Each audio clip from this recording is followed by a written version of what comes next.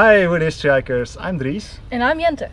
And when you are in the Iberian Peninsula, you of course expect the Spanish Inquisition. But who expects an aristocratic Iberian fortress? No one, right? This is the Puntal des Llops. We'll take you along.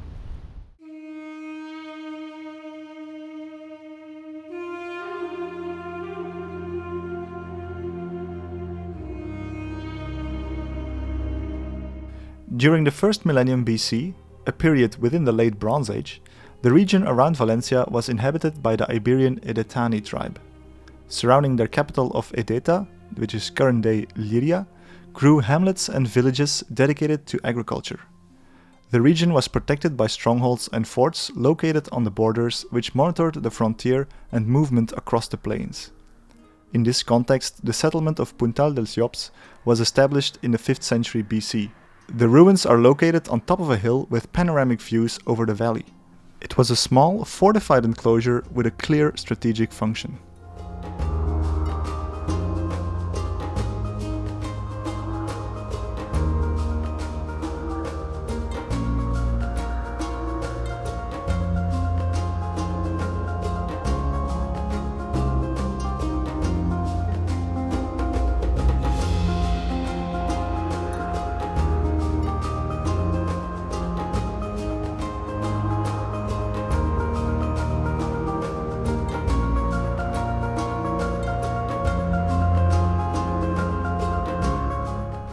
Upon arriving at the fort, we are immediately greeted by the remains of a large tower which are located at the highest part of the settlement. It is protected by a cyclopean wall consisting of humongous boulders. The tower obviously controlled access to the fort, although its main function was as a lookout post and communication point with other such Edetani forts. It formed a network which controlled and demarcated the Edetan territory.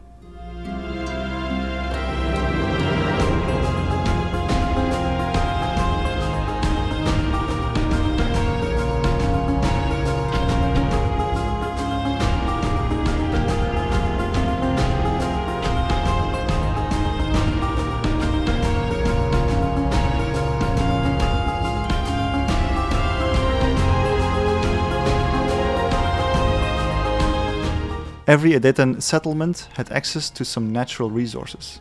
The people would exploit these and generate surpluses which were traded between settlements. At the Puntal dels Llops they had access to silver and iron. These most precious of resources were always owned by the elite, and it was no different here. Archaeological research has discovered that the fort was probably home to a local aristocrat and his followers. The theory is based on the rich findings that were made in one of the apartments, which could only come from a wealthy inhabitant.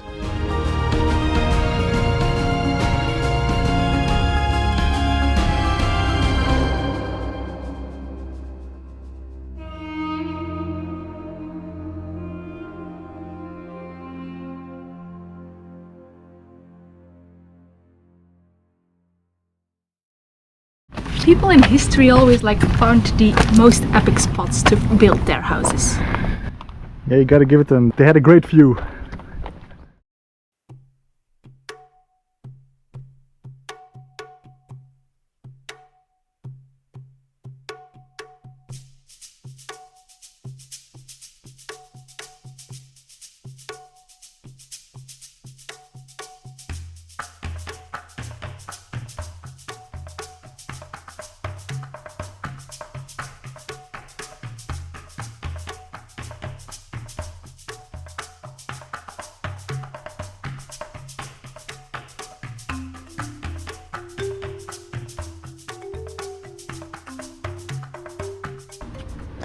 Every time we visit such a profoundly old place, I'm always a little bit taken aback by the size of the houses.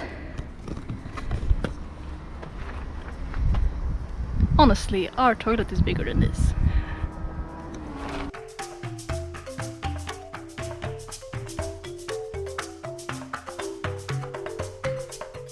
In total, only 30 or so people lived here. The little settlement counted around 17 houses, or maybe it's better to call them apartments because of their size. Their stone foundations are still visible. The building itself would probably have been built with adobe, meaning dried mud. They all front the main street, which runs north to south through the complex. The settlement was surrounded and protected by the sheer cliffs, stone walls, and, of course, the large tower.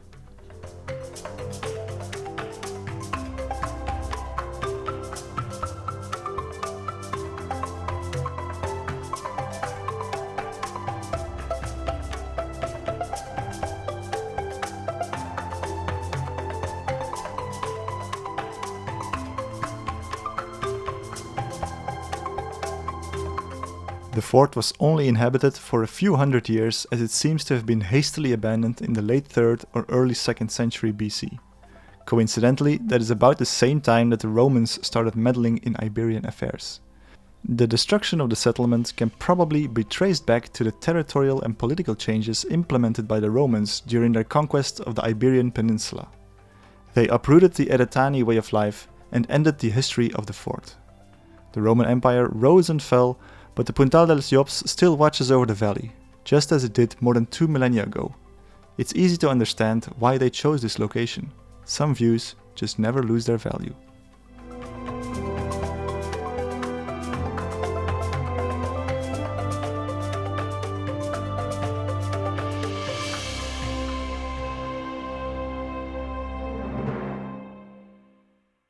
This was the Puntal dels Llops. Personally, I found it to be one of those places where you need so much imagination to see what happened here, how people lived here, and I think that's just fascinating. Yeah. One thing's for certain though, these guys sure love their views. What did you think? Did you love it too? We were the Hitchhikers. Like, comment, subscribe, and all that good YouTube stuff if you want to see more of these kind of historical places. And we'll see you next time. Bye-bye. Bye!